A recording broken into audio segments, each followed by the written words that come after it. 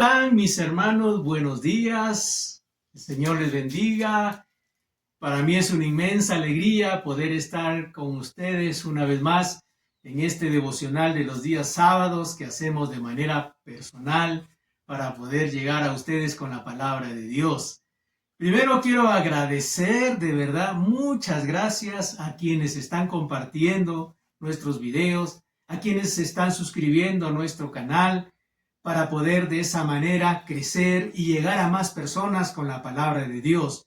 Un me gusta o un comentario de parte suya con respecto a nuestros videos, pues le hace mucho bien a este canal y podemos llegar a más personas, que es la idea, que más personas puedan escuchar la palabra del Señor. Gracias en verdad, gracias por estar con nosotros, gracias también por escuchar nuestras prédicas en vivo el día domingo desde nuestra iglesia. Nuestro deseo es bendecir vuestras vidas, es poder ayudarles a crecer en su fe. No tenemos toda la verdad con nosotros, pero sí tenemos la palabra de Dios y es la que queremos hacer conocer a todas las personas. En estos días se está celebrando la Pascua del Señor. ¿Qué implicancia tiene para nosotros los cristianos? ¿De dónde procede esta fiesta tan maravillosa que llamamos la Pascua y que millones y millones de cristianos en todo el mundo celebran? ¿Qué significa? ¿Cuál es la razón de ser para nosotros? ¿Jesucristo celebró la Pascua? ¿Qué implicancias tiene que ver con nuestras vidas? De eso vamos a hablar esta mañana a través de este devocional, usando la palabra del Señor. Vamos juntos a aprender. Si tiene una Biblia cerca, yo le rogaría que usted tenga su Biblia para poder leer juntos la palabra del Señor. Así que empezaremos por contar la historia de dónde empezó la Pascua, ya que esta fue en primer lugar una celebración del pueblo judío. Es una celebración del pueblo judío hasta el día de hoy. Después de que José mandara a llamar a sus hermanos y a su padre Jacob para que vengan a Egipto y allí Dios los pueda cuidar, este pueblo de Israel se estableció allí en Egipto y Dios los cuidó. Faraón estuvo muy de acuerdo para que el padre de José y toda su familia estuvieran en Egipto. Pero después el tiempo pasó, José falleció y comenzó a levantarse faraones que no conocían de José ni de su historia, y llegó el momento en que la nación entera fue esclavizada y puesta a trabajar a favor y en beneficio del imperio egipcio de ese momento. Así es como la nación entera quedó bajo la esclavitud y bajo el dominio de Egipto. 400 años después, un poquito más de 400 años después del ingreso de la nación de Israel a Egipto, el Señor levantó a un libertador, Moisés. Moisés se convierte en la figura central a partir de este momento dentro de la historia del pueblo de Israel. La historia de Moisés es muy conocida. Un niño que fue rescatado por sus padres frente a la sentencia de Faraón de dar muerte a cualquier niño que naciera dentro del pueblo de Israel, que se estaba multiplicando sobremanera. Esta familia se unió para poder proteger a Moisés y en un plan dirigido por Dios, Moisés llegó siendo pequeño hasta la casa de Faraón. Una de las hermanas de Faraón se convirtió en su madre adoptiva y Moisés fue educado dentro de la corte de Faraón. Allí se narran los acontecimientos que no nos ocupan el día de hoy, quizás en otro momento.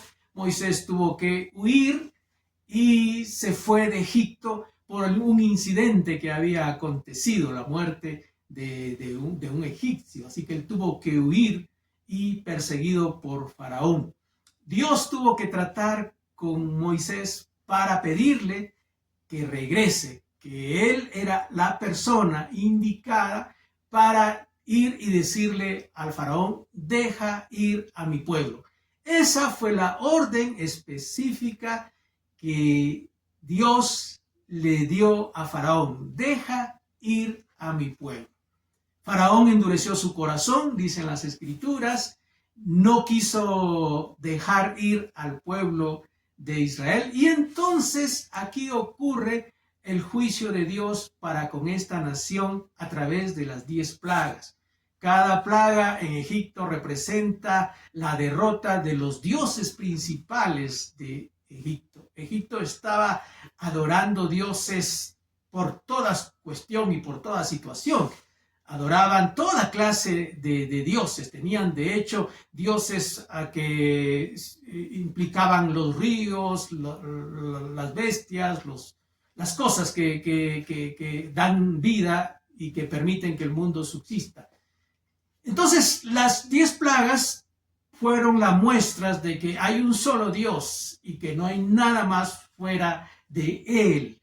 Aún ahora la gente sigue todavía bajo el cristianismo, adorando cosas que Dios nunca nos mandó hacerlo. Le hemos dado nombres cristianos, pero adorar una imagen siempre será adorar una imagen. No importa si esto es representado como un animal, como un extraterrestre o como un humano. Siempre será adoración a ídolos. En la última plaga, la sentencia de Dios era la muerte de todos los primogénitos, tanto de animales como de las personas. Y como esta sentencia involucraba a todo el territorio egipcio, el pueblo de Dios, el pueblo de Israel, vivía en Egipto. Entonces, ¿cómo lograr que esta sentencia no los involucrara a ellos, no los incluyera, que fueran librados de esta sentencia de Dios, de que todos los primogénitos, tanto de animales como de las personas, iban a morir? Y entonces es aquí precisamente donde surge el término Pascua. Aquí es donde se usa por primera vez la palabra Pascua. La historia está registrada en el capítulo 12 del libro de Éxodo, que quiero dar lectura con todos ustedes. Si usted tiene su Biblia, lo puede leer, o de lo contrario, escuche atentamente lo que aquí se dice en las Escrituras. Capítulo 12 del libro de Éxodo, la Pascua. Habló Jehová a Moisés y a Aarón en la tierra de Egipto, diciendo: este mes será principio de los meses para vosotros. Será este el primero de los meses del año. Hablad a toda la congregación de Israel diciendo: en el 10 de este mes, tómese cada uno un cordero según las familias de los padres, un cordero por familia. Mas si la familia fuera tan pequeña que no baste para comer el cordero, entonces él y su vecino inmediato a su casa tomarán uno según el número de las personas, conforme el comer de cada hombre, haréis la cuenta sobre el cordero. El animal será sin defecto, macho, de 1 año. Lo tomaréis de las ovejas o de las cabras, y lo guardaréis hasta el día 14 de este mes. Y lo inmolará toda la congregación del pueblo de Israel entre las 2 tardes. Y tomarán de la sangre, y la pondrán en los 2 postes y en el dintel de las casas en que se ha de comer. Y aquella noche comerán la carne asada al fuego y panes sin levadura. Con hierbas amargas lo comerán. Ninguna cosa comeréis de él cruda, ni cocida en agua, sino asada al fuego. Su cabeza con sus pies y sus entrañas. Ninguna cosa dejaréis de él hasta mañana, y lo que quedare hasta la mañana, la quemarás al fuego. Y la comeréis así, ceñidos vuestros lomos, vuestros calzados en vuestros pies, y vuestro bordón en vuestra mano, y la comeréis apresuradamente. Es la Pascua del Señor Jehová. Pues yo pasaré aquella noche por la tierra de Egipto y heriré a todo primogénito de la tierra de Egipto, así de los hombres como de las bestias, y ejecutaré mis juicios en todos los dioses de Egipto. Yo Jehová el Señor. Y la sangre os será por señal en las casas donde vosotros estéis, y veré la sangre y pasaré de vosotros, y no habrá en vosotros plaga de mortandad cuando hiera la tierra de Egipto. Muy bien, así es como se narra el inicio de la Pascua. La palabra Pascua significa saltar por encima, pasar de largo o perdonar. Es decir, la Pascua tiene que ver con perdón, tiene que ver con lograr que el juicio determinado por Dios no nos alcance. Ese es el significado de la Pascua. Y es por eso que los cristianos la celebramos, porque la Pascua ya no es como se describe aquí en estas escrituras para el pueblo judío que fue liberado de la esclavitud de Egipto. Ahora la Pascua para nosotros los cristianos con nuestro Señor Jesucristo tiene un significado totalmente diferente. Aunque su simbolismo tiene mucho que ver con la obra de nuestro Señor Jesucristo, para nosotros los cristianos la Pascua es mucho más que eso. Es decir, nosotros tenemos sobre nuestras vidas, sobre toda la humanidad, una sentencia de parte de Dios. Por cuanto todos pecaron, están destituidos de la gloria de Dios. Es decir, hemos pecado contra Dios. No hay forma de que nosotros podamos obtener perdón de nuestros pecados por nosotros mismos, haciendo sacrificios o cualquier otra cosa. No hay manera. No obtenemos perdón de nuestros pecados confesándolos a algún hombre o alguna persona, o haciendo cualquier tipo de fiesta, o haciendo cualquier rito. No hay manera de obtener perdón de nuestros pecados si no es por nuestro Señor sacrificio, nuestro Señor Jesucristo. Fue Jesús quien representa lo que la Pascua significa. En una oportunidad, Juan el Bautista, cuando vio a Jesús que se acercaba, dirigiéndose a sus discípulos en ese momento y por supuesto a todos nosotros, expresó estas palabras que muy bien describen lo que es la Pascua. He aquí el Cordero de Dios que quita el pecado del mundo. Es decir, Jesucristo es el Cordero inmolado por nosotros.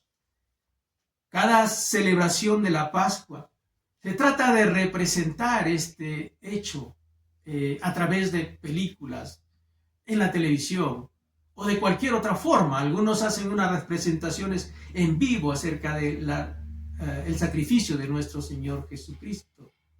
El Cordero de Dios, nuestro Señor Jesucristo, fue inmolado por nosotros. Y eso es lo que nosotros celebramos. Y eso es lo que a nosotros nos interesa. Jesús, nuestro Señor, nos libra de la sentencia que hay sobre este mundo contra el pecado. La sentencia de Dios es que estamos destituidos. No tenemos de ninguna manera forma de que Dios nos perdone, ni siendo buenas personas, ni portándonos bien, ni haciendo ritos o sacrificios. Nada de ello nos puede librar de la sentencia de Dios. Entonces, ¿qué lo hace? Es nuestro Señor Jesucristo. Por eso las Escrituras dicen que de tal manera amó Dios al mundo que dio a su Hijo unigénito para que todo aquel que en Él cree no se pierda, sino que tenga la vida eterna. Jesús derramó su sangre totalmente en la cruz del Calvario. Tanto que las Escrituras dicen que los soldados romanos, en los últimos momentos de la vida de nuestro Señor Jesucristo, colgado en la cruz del Calvario, insertaron una lanza sobre su costado y ya no salió sangre, solo salió agua, dicen las narraciones de los evangelios en las Escrituras. Es decir, Jesucristo derramó hasta su última gota de sangre por cada persona de esta tierra, de las generaciones que han pasado, de las que estamos presentes y de las que vendrán. Fue sacrificado una sola vez y para siempre, dice el apóstol Pablo en las Escrituras. Ya no necesitamos hacer más sacrificios. Por eso es que este sacrificio no puede ser representado el día de hoy por un rito como una misa o algo por el estilo. Porque ya el sacrificio fue hecho y no necesita hacerse el sacrificio una y otra vez. ¿Qué se nos demanda a nosotros ahora, los seres humanos? Se nos demanda que creamos en el sacrificio de nuestro Señor Jesucristo, lo asumamos por fe y que el perdón de nuestros pecados los obtenemos por nuestro Señor Jesucristo. Y ahora vivimos una vida correcta a los ojos de Dios en gratitud por el sacrificio de nuestro Señor Jesucristo. No nos portamos bien ahora, ni intentamos vivir de manera correcta para buscar el favor o el perdón de Dios, porque no lo vamos a obtener así. Vivimos de manera correcta, nos portamos a la altura de Dios en gratitud. Estamos agradecidos por lo que el Señor hizo por nosotros. Y por gratitud, nosotros abandonamos toda práctica de pecado para vivir de acuerdo a lo que Dios nos pide. La Biblia dice que en esa oportunidad Dios les dijo: tomen de la sangre del cordero, manchen los dinteles y los postes de sus puertas, para que cuando se ejecute la sentencia de Dios, el ángel de la muerte pase de largo y no toque a los que están en esa casa. Muy bien. Esto es lo que representa para los cristianos la sangre de nuestro Señor Jesucristo. La sangre de Cristo Jesús nos limpia de todo pecado, dice la Biblia. Es la sangre de Jesús la que nos libra de la sentencia y del juicio de Dios. No son nuestras buenas obras o nuestras buenas acciones, lo vuelvo a repetir. Tampoco es la religión que yo tenga, es Jesucristo. Sin la persona de Jesucristo, el cristianismo no existiría. Sin la persona de Jesucristo, no habría perdón para nuestros pecados. Y ahora, nosotros tenemos la marca de nuestro Señor Jesucristo, que es su sangre, aquello que nos libra del juicio de Dios y en cuál debemos confiar, tal como el pueblo de Israel en ese momento tuvo que confiar. Nunca había acontecido algo similar.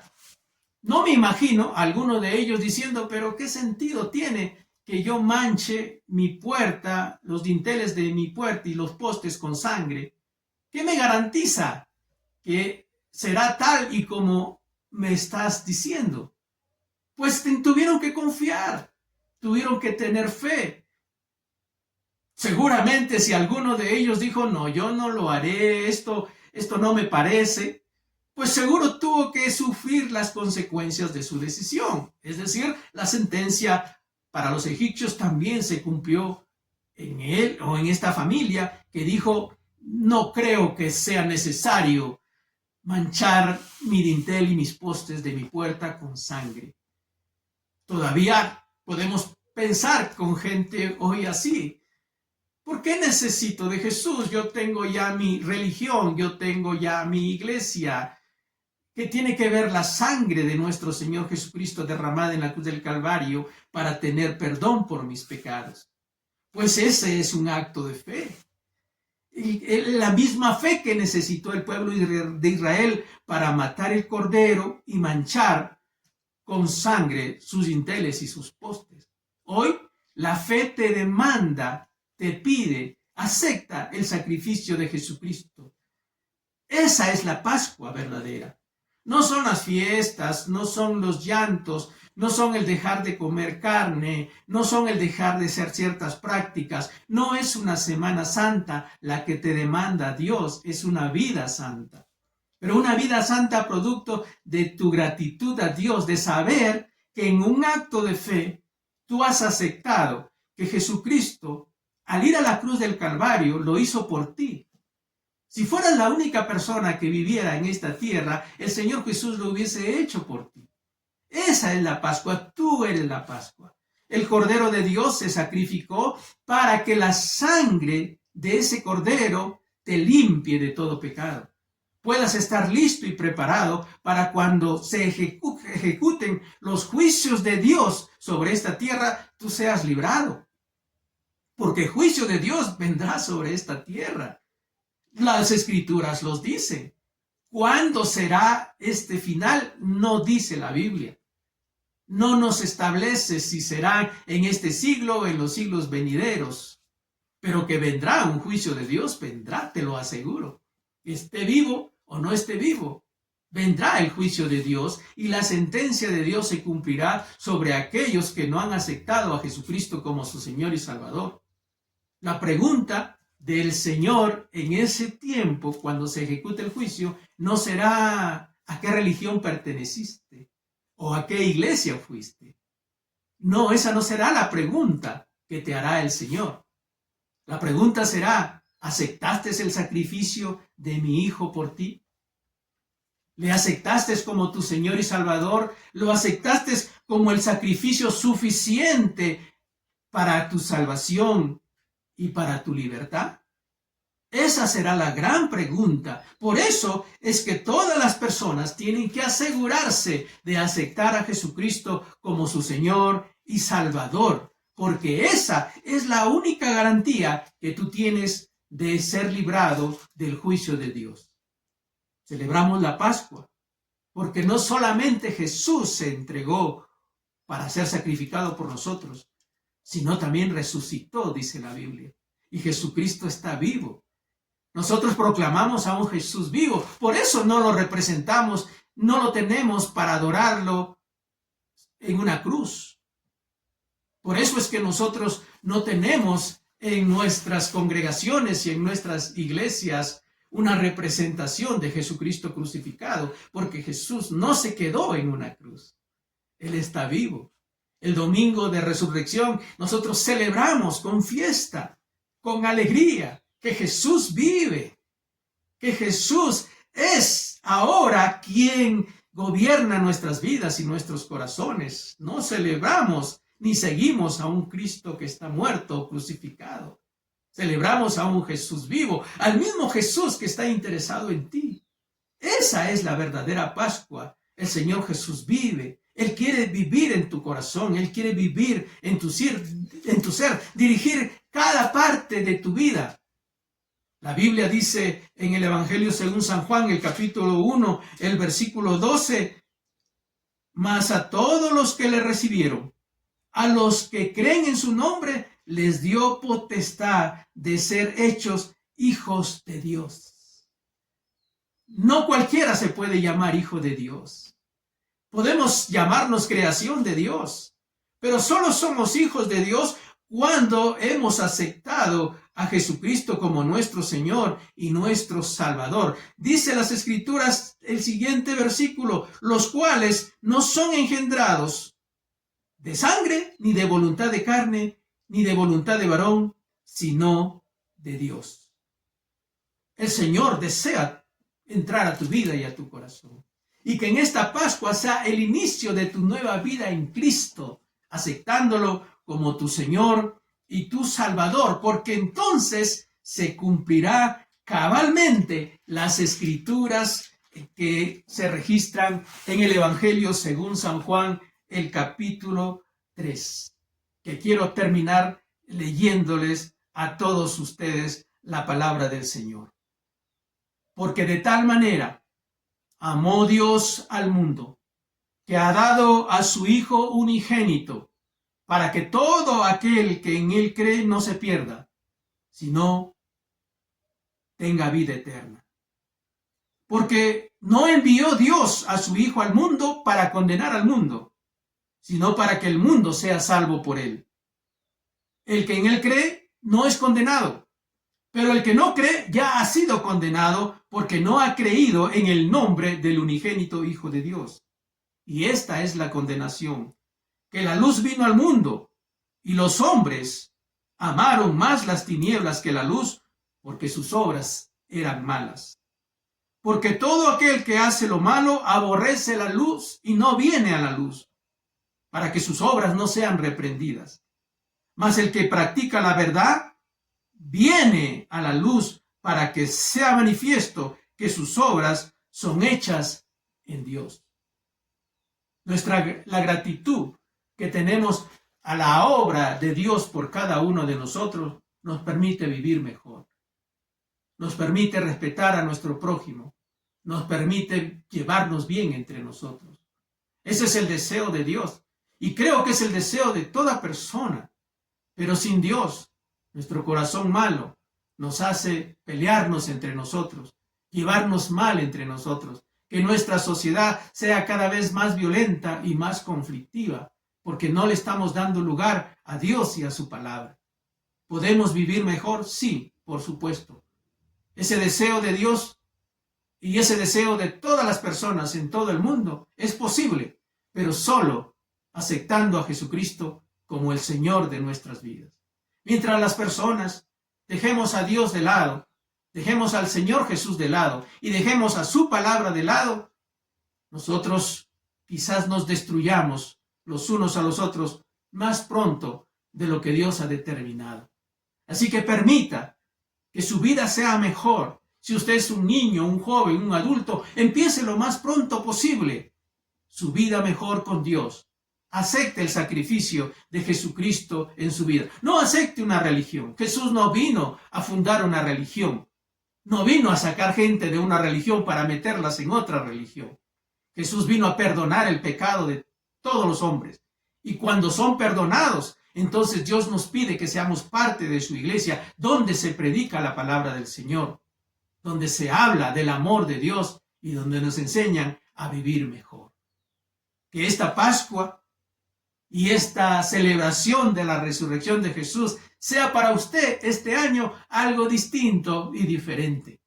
Que la gracia, el favor y la misericordia de Dios los alcance. Que transmita este mensaje a sus hijos, a sus nietos y a sus siguientes generaciones. Jesucristo es el Señor. Él es el Cordero de Dios que quita el pecado del mundo. Jesucristo es la verdadera Pascua. Que Dios te bendiga, que Dios te guarde, que Dios nos ayude a serle fiel todos los días de nuestras vidas y vaya a la iglesia estos días a celebrar la Pascua.